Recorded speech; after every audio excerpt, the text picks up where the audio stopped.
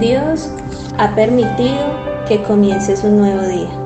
Prepárate, porque a continuación escucharás su voz hablándote directo al corazón con el pastor Iván Bustamante. Bienvenidos.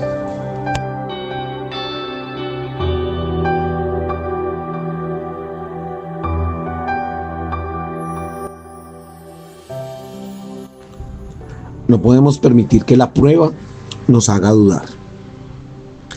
Vemos en la historia de Dios, en su palabra, cómo un hombre llamado Juan el Bautista fue ese camino de preparación para la venida de Jesús. Juan, el primo de Jesús, desde el vientre de su madre recibió la unción para el llamado que Dios le había dado. Juan el Bautista comenzó a predicar de manera poderosa, contundente y radical acerca de la venida del Mesías, siendo el único llamado en la Biblia el Bautista, aun cuando muchos bautizaban. Juan recibió a Jesús, lo bautizó en el Jordán como muestra y señal del inicio del ministerio de nuestro gran rey. Pero ¿quieres saber algo de Juan? Sus últimos días fueron días llenos de duda, fueron días llenos de tristeza, de dolor, hasta el momento en el que fue decapitado en las manos del rey Herodes. Y es que como un hombre que hizo tantas cosas poderosas, un hombre que Jesús lo llama Elías, Eliseo, Jesús dijo de él en palabras textuales: este hombre, como él no hay otro, el único por encima de él es el Hijo de Dios. Y hace una afirmación poderosa Jesús diciendo: desde los días de Juan el Bautista hasta ahora el reino de los cielos sufre violencia y los violentos lo arrebatan.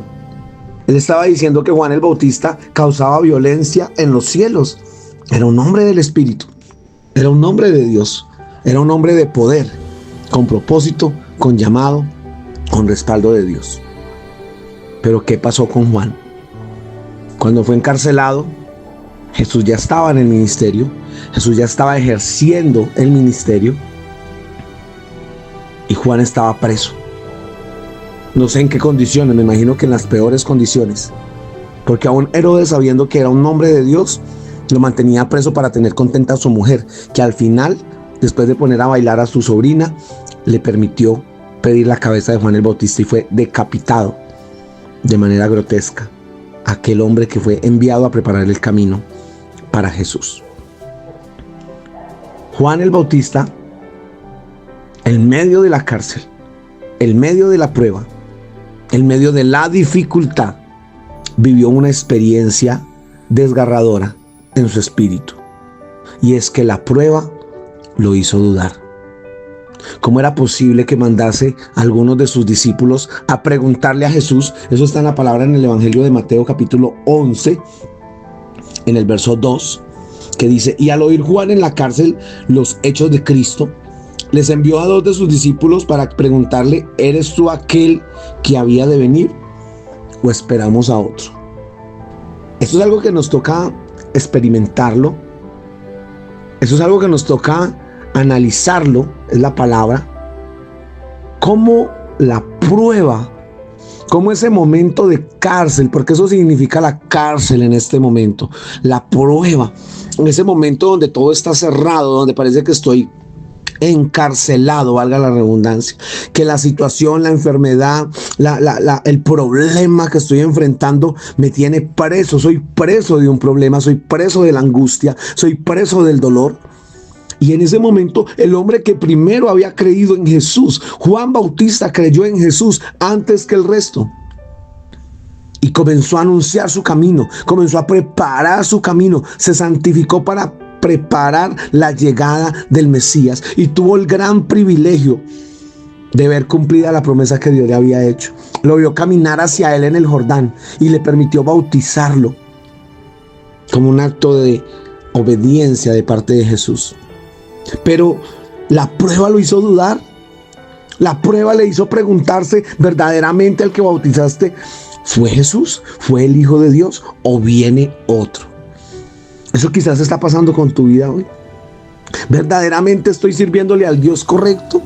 ¿Verdaderamente el Dios que me habló es el Dios de Israel, el Dios de Abraham, de Jacob, de Isaac?